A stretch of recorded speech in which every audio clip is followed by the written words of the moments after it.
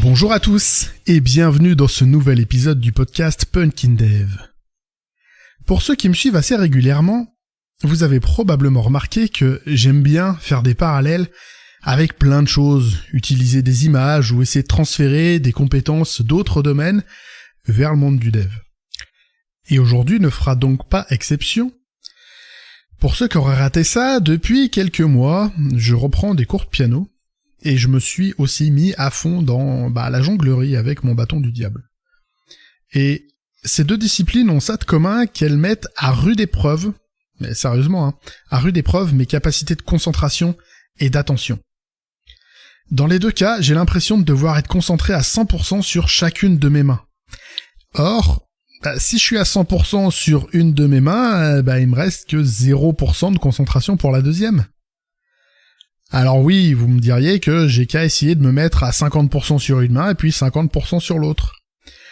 Sauf que le fait de diviser l'attention, ça occasionne pas mal de pertes. Et en réalité, si je coupe sur les deux mains, je vais avoir 35% sur une main, 35% sur l'autre, et puis 30% qui reste, je dirais que c'est la perte sèche qui émane de la division de mon attention.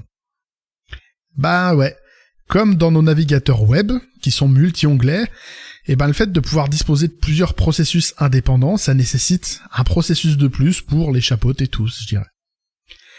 Et autant, la RAM et les processeurs d'un PC, potentiellement, c'est extensible, le canal attentionnel de notre cerveau, extensible, il l'est pas. Et quand on code, c'est un peu la même chose. On voudrait être attentif à la dimension, fonctionnelle, métier de tout ce qu'on développe, mais sans perdre de vue la maintenabilité, la lisibilité du code, tout en ayant aussi en tête les performances, la testabilité, les délais, sans compter que si on se fait couper, ça fait encore penser à d'autres choses. Et c'est pas possible de mener ça tout en même temps de front avec notre seul cerveau, plus ou moins caféiné, comme unique ressource. Je vais donc essayer de vous proposer quelques pistes pour attaquer ça. Déjà, arrêtons d'attaquer des problèmes énormes. On l'apprend souvent assez tôt, même dans notre cursus scolaire, mais faisons-le vraiment. Découpons toutes nos macro-problématiques en sous-tâches toutes simples et unitaires. Dans cette optique, la notion de baby steps, qui est chère aux pratiquants de TDD, elle me paraît incontournable. On prend un cas simple, on écrit un test, unitaire, comme je viens de le dire, pour décrire ce cas simple. Et ensuite, on fait l'implème.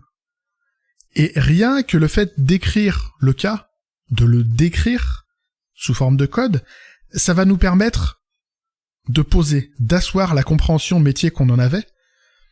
Et de cette manière, on aura moins besoin d'y penser par la suite, puisque on l'a écrit, ça va nous alléger la tâche. Et par la suite, une fois que l'implème est faite, le test, il va aussi permettre de s'alléger l'esprit au moment du refacto, par exemple. Une bonne couverture de test, ça permet de se focaliser à fond sur la forme du code, sur les détails d'implème, sans avoir à se soucier de tout casser autour. On sait que les tests, ils feront le taf. Pour aller plus loin là-dedans, je milite aussi pour du typage fort. Et faire en sorte de typer tout ce qu'il est possible de typer. Qu'est-ce qu'il y a de plus pénible que de devoir utiliser une grande méthode qui a, 5 strings en paramètres.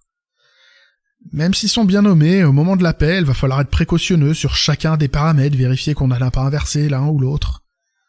Alors qu'avec un typage fort, chaque paramètre ayant son propre type, non seulement le compilateur il va remonter les erreurs encore plus vite qu'un test unitaire, mais probablement que l'intelligence de votre IDE, il va vous proposer des choses potentiellement plus pertinentes. Puisque je parle d'IDE, je vous invite, tant que possible, à devenir un utilisateur expert de votre IDE. Ça reste l'outil que vous allez utiliser le plus à longueur de journée. Et plus vous connaîtrez les raccourcis pour vous simplifier les tâches de base, plus vous vous simplifierez le quotidien, et plus, du coup, vous serez mentalement disponible pour faire des choses qui en valent vraiment la peine. Faites pareil avec vos frameworks et vos librairies favorites. Essayez de les maîtriser à fond. À titre personnel, pour en revenir au test, je dirais que c'est super difficile d'écrire un bon test unitaire quand on sait pas comment faire une assertion. On se perd un petit peu en détail d'implème et on oublie l'expressivité de notre test. D'une manière générale, dans tout ce que je vous raconte là, il est question de développer des automatismes qui vont vous permettre de réaliser facilement, sans y penser, tout un ensemble de tâches qui n'ont pas forcément beaucoup de valeur ajoutée. Et pour en arriver là, à mon sens, il n'y a pas 36 façons de le faire. Pratiquez. Éventuellement, formez-vous, si c'est sur une lib, un framework, mais pratiquez. Essayez d'être à l'écoute de vos collègues qui pourront peut-être vous apporter un nouveau raccourci, un nouveau tips, une nouvelle méthode, une nouvelle fonction, une classe que vous connaissiez pas qui pourrait vous simplifier la tâche. Et petit à petit, intégrez-les. Enrichissez votre pratique au quotidien de nouveaux automatismes qui vont vous permettre vraiment de vous simplifier la tâche sur tous ces trucs qui servent pas à grand chose pour vous concentrer sur ce qui est essentiel. Pour résumer tout ça, je dirais que vraiment c'est crucial d'arriver à scinder les problèmes en de nouveaux problèmes plus simples à aborder, de développer des automatismes et de tout mettre en œuvre pour en avoir qu'une seule tâche à forte complexité à la fois. De cette façon, vous aurez le plus gros de vos ressources disponibles pour ce qui est le plus important à vos yeux. Et l'intérêt de faire tout ça, c'est indéniable si on considère ce que je disais au début de l'épisode.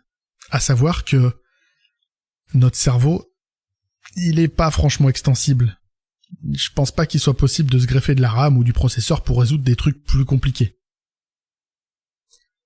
Et pourtant. Et si je vous disais qu'en fait, c'est possible. Et qu'en fait, on peut ajouter de la RAM du processeur dans une activité de dev. Non, j'ai pas d'action chez Neuralink ou je ne sais quel produit pharmaceutique plus ou moins douteux.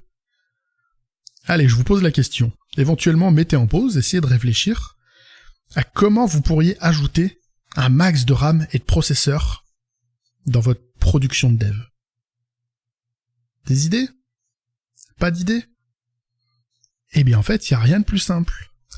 Au lieu de coder avec un seul cerveau qui est le vôtre, eh ben coder avec plusieurs cerveaux.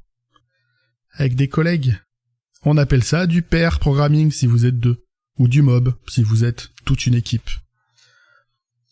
Face à des problématiques complexes, le fait de se mettre à plusieurs derrière l'écran, ça permet d'avoir plusieurs processus mentaux, qui vont pouvoir chacun adresser des périmètres plus ou moins différents, connexes mais différents. Là où certains seront plus au point sur des questions techniques pointues, d'autres auront une meilleure lecture fonctionnelle, business. Alors attention, je prône pas de faire du pair, du mob tout le temps, en permanence, à tout va. Il y en a qui aiment bien, moi je suis pas fan. Mais je suis quand même forcé d'admettre que quand on se retrouve face à une problématique hyper compliquée, dans des zones pas confortables, je sais pas, sur des features qui sont fonctionnellement hyper velues, ou des refontes techniques qui vont être super impactantes, où il y a vraiment des risques de régression, et ben là-dessus, c'est super rassurant et super rationnel de se mettre au maximum de monde derrière l'écran pour avoir le maximum de temps de cerveau, de temps de calcul disponible. Je pense vraiment que c'est un challenge gagnant. C'est pas simple de travailler à plusieurs, mais là-dessus, on va y gagner. Parce qu'il y aura plus de processus mentaux, il y aura plus de capacité de concentration, puisque là, on va pouvoir les cumuler sur un problème commun. J'espère que ces quelques infos et pistes vous donneront des idées, et surtout de la motivation pour alléger votre charge mentale, votre charge cognitive, on peut l'appeler comme ça, et produire avec toujours plus de sérénité. Si vous avez d'autres pistes à proposer, n'hésitez surtout pas à les partager, que tout le monde puisse en profiter. Il me reste à vous souhaiter une excellente semaine, à la prochaine pour un nouvel épisode, et d'ici là, geekez bien et codez bien.